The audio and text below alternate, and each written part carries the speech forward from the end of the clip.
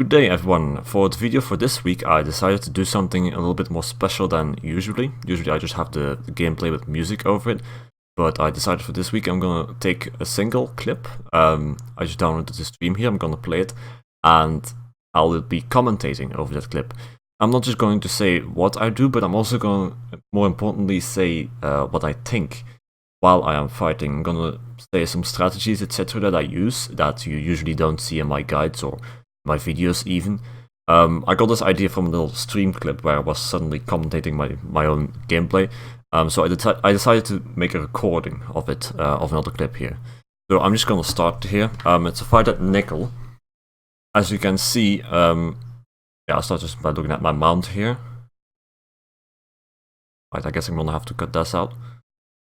Yeah, as you can see here, you have the gate which is already under attack, so I know there's a fight outside. I buff up and I go outside. Now, I'm probably going to have to pause the video a lot because there's a lot of thoughts to tell. I can either go to the left or to the right from this gate. Now I can instantly see that most of the sieges are to the right, and my goal is to get behind them and then attack them from the back. Now, if I do this from the left side, I'm going to be inside, in their view for a very long time. But on the right, it's way easier to quickly do this, and you will see me do this as well. I instantly just go and streak away from there. As you can see, I reach the rock. I turn around just to look what the situation is, and I keep on going, just get behind the sieges, hopefully get a few kills there, and maybe pull some people along for a nice kite fight. So you see here, this guy, obviously he's just completely focused on sieging. He's a low CP as well, so it shouldn't be too much trouble. But more importantly, all the other people here, they all have their camera turned towards Nickel. Nobody knows even that I'm there. Even though I just went straight around them, they're still all focused on Nickel, which allows me to get at least one or even more kills. So just a quick combo on this one. I decided to see if one of the other guys gets pressured. Now, you see I casted the fragment on that DK just then, but I didn't try to kill him further because I noticed he didn't take much damage from it. So it's not gonna be a quick kill. And I don't want to stick around in the middle of that siege for too long, because I know then, if multiple people pick up on me really quickly, it's very probable that I'm going to die. So that's why I just streak backwards. I see that some people are focused on me right now, amongst which the DK. I also get, oops, I just went for a second. Yes, here we are. I also see that there's some people attacking me from the back. We see 3 guys over here, so I'm just gonna streak through that.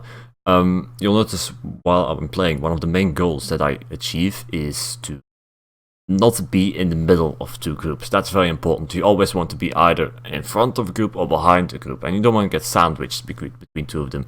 So you see, I instantly just streak through. I walk behind this guy too, and now I know every enemy that I'm currently fighting is in front of me in this angle of my view. So I'm not going to get any surprises, hopefully, after this. So now I just going to go into LOS just a little bit, because as you've seen, there's quite a lot of enemies. I'm hoping they will chase me a little bit. Unfortunately, you can see they basically despawn very quickly.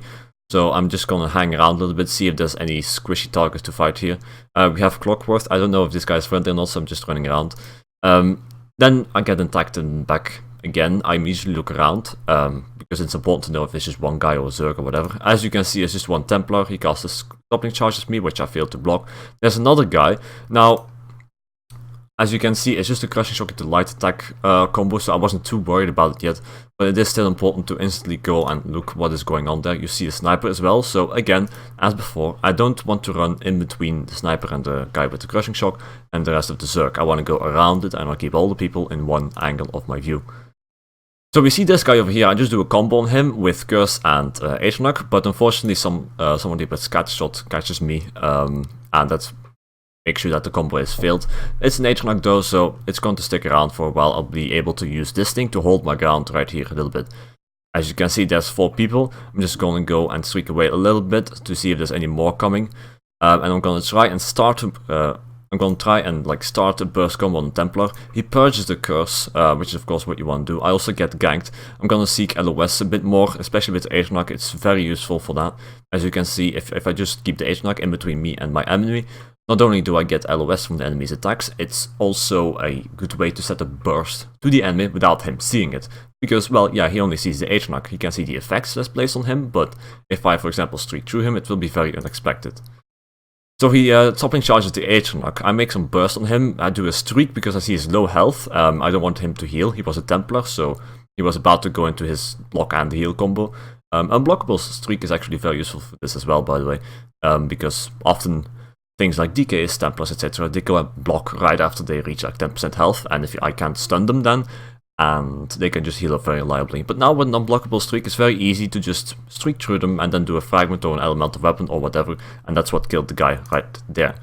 See, there's 2 more people here. I'm just gonna like take it easy because there's some guys from behind as well. The guy went to his overload. That's a lot of pressure, so I'm hoping they will come and chase me around a little bit.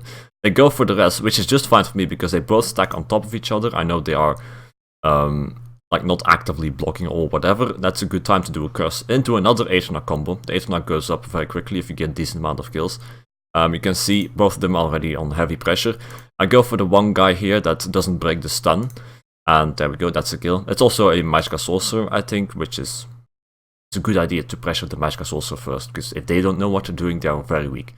And contrary to like a Templar doesn't know what he's doing, or or whatever. So you see there's another guy over here, he's attacking the Aethernock or something. I run through all the mines, it doesn't really matter, because my shield's big enough and mines are pretty shit dispatch. Now I see this guy coming at me with this burst combo, so you see I instantly go for one myself, and you see right here, I'm actually gonna go a little bit back, so just so it's easier to see. I get this guy very quickly.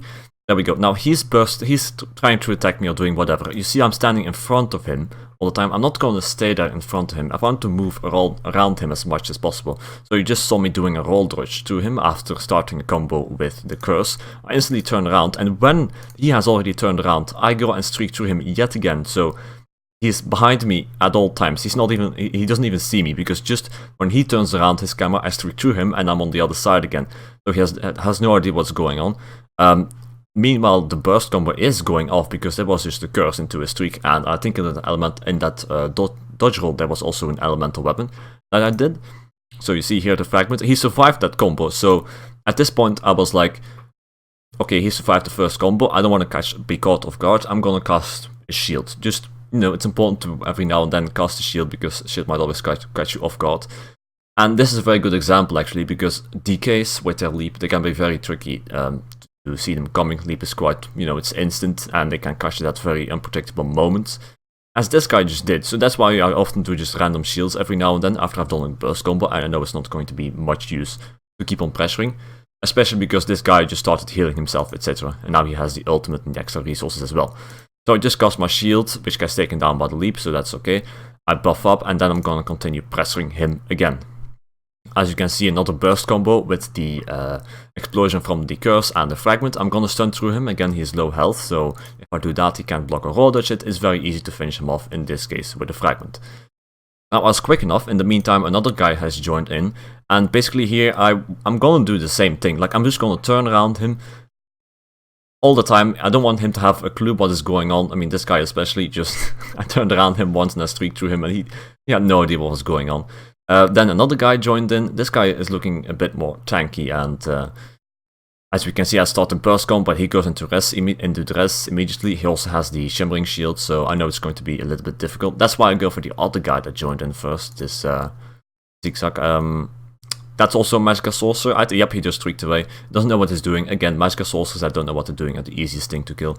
I shouldn't actually have cursed him there while he was running away. I should have just gone for a fragment or an elemental weapon immediately, but it's quite alright because he died anyway.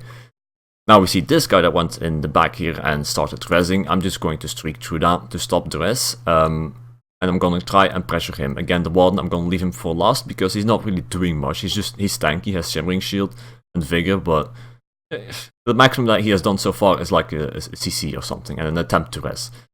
I pressured this guy, he instantly runs away. I'm not going to chase him because that would mean that I would leave these two corpses behind, and then the other guys could go and res them. So I'm just going to let him go. I'm going to pressure the Templar over here again because that is the a target actually like can hurt me. The Warden is pretty irrelevant in this fight. The third DC is long gone, like he's behind the rocks, he's away.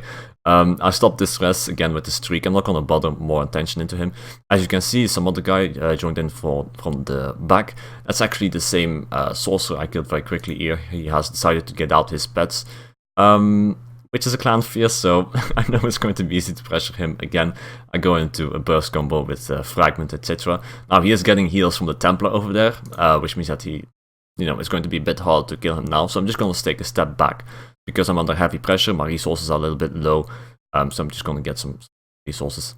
I'm going to do some LOS, see if I can stay in the fight. As you see, I just got drained out of stamina after roll dodging and blocking so much, and I couldn't break the CC anymore. But it's alright, because with all that blocking and roll dodging, I managed to get into a serious amount of LOS, and I would, I had the luxury of waiting for that CC immunity to run out. It's something I do every now and then actually as well. It's just spending stamina until I get below the point where I can still break free. But in spending that, I get into a position where it's very unlikely that I will be CC'd and I would die because I couldn't break it free. Just like in this situation. As you can see, we still have these two guys while I'm on low resources, so I'm just going to regenerate a little bit, take a little step back. As you see, another guy joined in here. So I'm gonna take it easy. I just got a couple of kills already, so I want to save that. I don't want to die to two people. And then we just have this last guy that charges into me, an easy kill, the other two run back, and that's basically the end of the fight. I decided to not go back over there because the two other guys rested the camp or got rest as well, so basically this fight was over. This is just like a short example of a simple clip and all the thoughts that go through my head while I'm doing it. Nothing too special. I think, how many kills was that, like 4 or 5 or something, but it's just an example of something that I can also do for a YouTube video instead of making just a couple of clips and putting that together and putting music over this. I could consider this as well. I might make more of these depending on how well this gets received, but in any case, thank you for watching. I hope you learned something. I know it's a bit different from what I usually put in my guides as well, but I hope it's useful. So thank you for watching and see you next time.